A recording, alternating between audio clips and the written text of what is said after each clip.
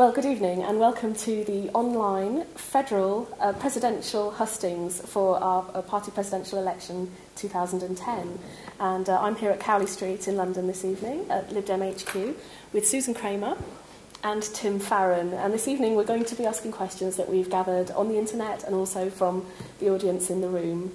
So, what I need to tell you, first of all, is that the election is coming up very soon. You need to return your ballot by November the 10th. So that probably means posting it November the 7th at the latest. So make sure you send it off in plenty of time.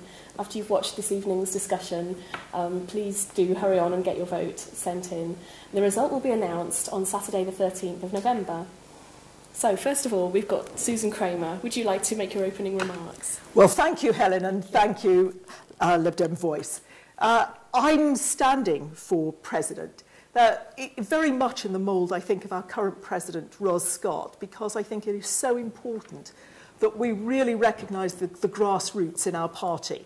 Our party lives off its grassroots and its local parties, and I want to crisscross the country listening to what members have to say, bringing that back, making sure that our leadership listens to it and hears it and gets answers. We need a communication system. You shouldn't be in the situation of being on the doorstep being challenged about something that's happened by the coalition and not having in your hands the information should have come from the horse's mouth so that you know what we're doing, how Lib Dem principles are being put into practice, where there are disputes and controversy, you should be part of the discussion. So I think that's crucial.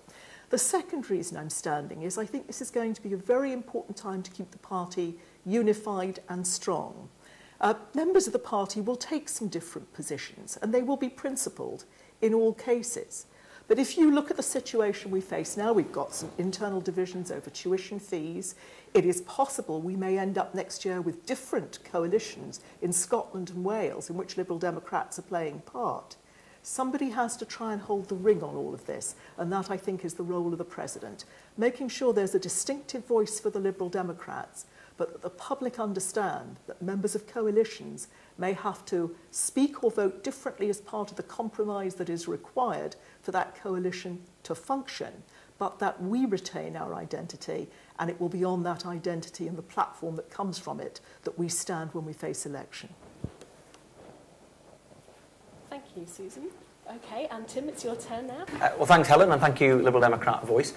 I think this is a really, really exciting time for our party. I don't think I ever expected when I joined the Liberals at the age of 16 that we would actually make it into government. It is fantastic that we're in a position to make a difference for our country. We're achieving an awful lot in government, getting an awful lot out of being in the coalition. Everything, I would say, except getting any credit for it. And whilst this is a wonderful opportunity for us as a party, it's also the biggest threat we've ever faced. And my concern is that as we go into the coming months and years being in coalition, our distinctive voice is likely to is already being compromised.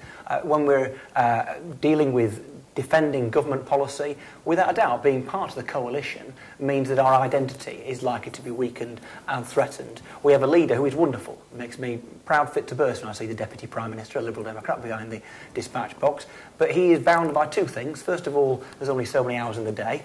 And secondly, collective responsibility. And somebody needs to be making clear what the Liberal Democrats stand for, why you should vote for us.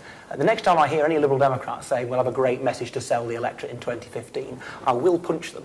Because the reality is there are elections next May, and the following May, and the following May, in Scotland and Wales and throughout the rest of the UK in terms of local elections as well, and a referendum next year. We have to have a very clear message to sell, and I think the President can do that. That's why I think the role has changed. It's why Ros, who did a fantastic job as President, chose to step down, because she felt there was a different job to be done now. Now, I think the critical thing as well is making sure that the President is your voice to the leader, who understands what it is you think, understands those things that you fear in coalition, and indeed understands those things that would make you delighted if the government and the Liberal Democrats in government did those things. So close access to Nick, making sure I understand what you think, making sure I'm across the country, understanding what it is you believe, what you want this government to do, and my principal job is to inspire you and make you proud to be Liberal Democrats. Thanks, Tim, and thanks, Susan. We'll move on to the questions now.